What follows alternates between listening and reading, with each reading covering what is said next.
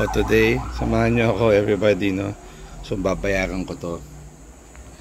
Yan ang aming electric bill for the month of June. So ipapakita ko lang sa inyo before June kung magkano kuryente namin, no? Ayan, saan natin to?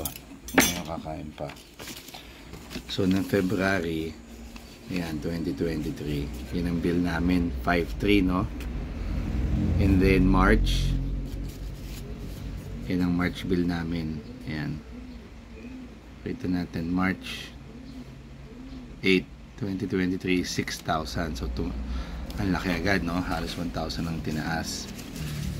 And then, nung May, yung April, hindi ko na makita eh. Nung May, naging 8,000. So, nakita niyo yung jump. So, from 5,000 to 6,000 to 8,000, tapos ngayon 10,000 yan, mga kaibigan. So hindi ko lang kung paano ipapaliwanag ng Meralco. Hindi ko lang kung nagre-reading ba o talagang ang Meralco hinayaan na natin magnakaw sa tao, kasi napakalayo nito, no? Imagine yung difference niyan, from 5,000 to 9,900.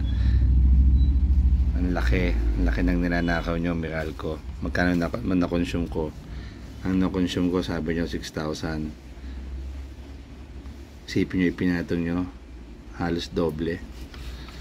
Ayan. Wala, nasa Pilipinas tayo no choice.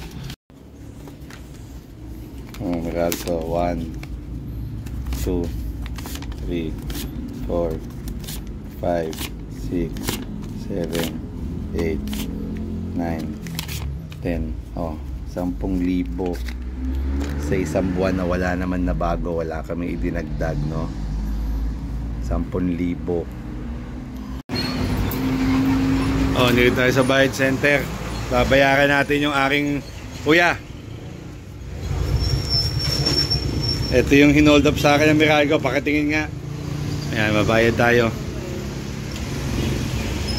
Tama ba? Utang ina. May nagrereklamo ba sa'yo pag nagbabayad dito ng Meralco o ako lang? Kuya, eto, bilang.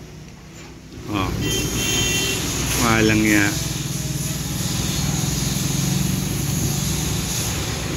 Napakabait nyo, Meralco.